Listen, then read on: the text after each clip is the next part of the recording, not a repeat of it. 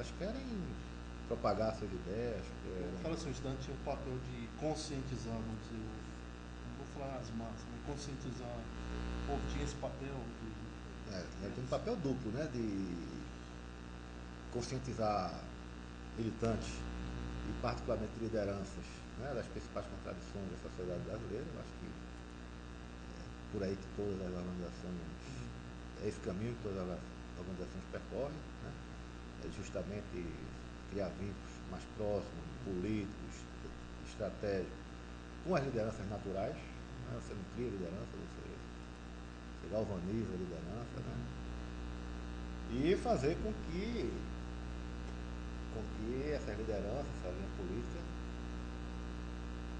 chegue até a base em qualquer determinado movimento, né, que seja um movimento estudantil, seja um movimento operário. Na época estava surgindo um movimento de moradores, né?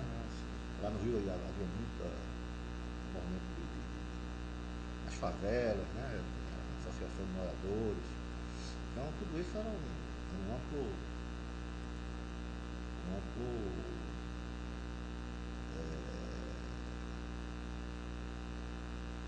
tipo, ia para onde? Organizar. um amplo palco, né, de trabalho de militância. Né? Houve uma greve em 78, se não me engano, houve a greve dos metalúrgicos do Rio de Janeiro. Na época havia uma base muito grande de metalúrgicos do Rio de Janeiro, 200 mil metalúrgicos. Então a greve era chamada de a greve dos 200 mil. A Polop participou também na liderança, com outras organizações.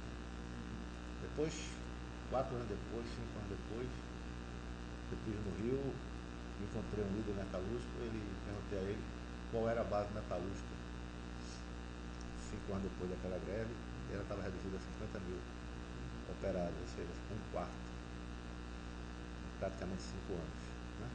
Foi exatamente os anos da crise, a Fiat se mudou para Minas Gerais, saiu de Xerém, justamente por causa um dos motivos foi o movimento. Né? Então, veja, as organizações, os partidos, quer sejam legais, quer sejam clandestinos, eles estão sempre querendo adesões, né? Adesões, claro que programáticas, que disciplina militante, etc., dependendo do caráter do partido. E a Polop não era diferente, né? A única diferença que eu acho que a Polop tinha um pouco das demais era a sua estrutura de segurança interna. Né? Então ela era mais rígida, né? Inclusive porque em 77, uma das dissidências da Polop, o MEP, o MEP foi uma das últimas, foi a última dissidência da Polop, chamava-se Movimento de Emancipação do Proletariado. O MEP foi toda a seção, pelo menos toda a seção carioca foi presa, né? Toda a liderança. Então por isso a Polop ficou cada vez mais atenta à segurança e seus quadros eram bastante cuidadosos com relação a. Agora é uma questão assim, mais prática, vamos dizer, na época. Existia a organização que estava ligada a outros locais, né? Os militantes transitavam, né?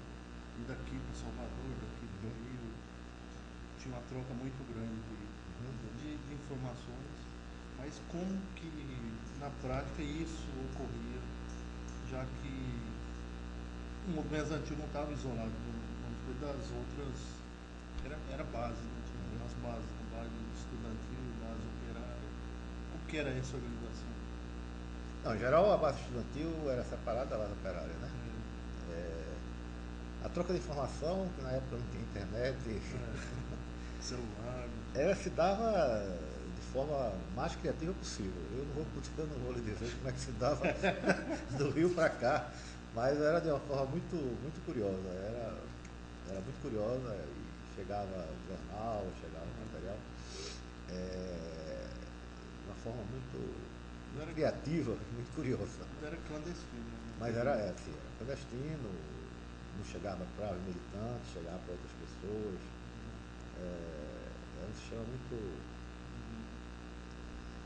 muito curioso, né? E as viagens também, as viagens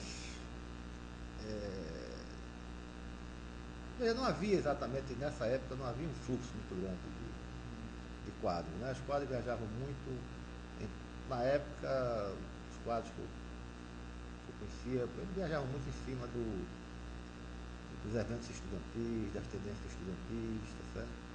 Por exemplo, você fazer reunião nacional era muito difícil, era muito arriscado na época, tá certo? Eu acho que se apoiava muito, por exemplo, nos eventos, né? É, Uma reunião pré-criação da é, UNE. eventualmente ninguém ia para uma reunião daquela da UERJ sem ter um contato com alguém do Rio de Janeiro, tá certo? Aproveitava essa Aproveitava, ocasião. reuniões nacionais eram muito difíceis, muito precárias. Inclusive porque havia uma fragilidade política e econômica também, né? Então era difícil você fazer Não sei se você pegou essa época dos encontros nacionais de estudantes. Teve, Claro, claro, claro. tentou em Minas, não conseguiu. Depois teve outra tentativa e praticamente foi em São Paulo com Erasmo Dias entra na PUC, né? Invadiu na Invadiu a PUC. PUC. Não, eu participei inclusive com o pessoal daqui,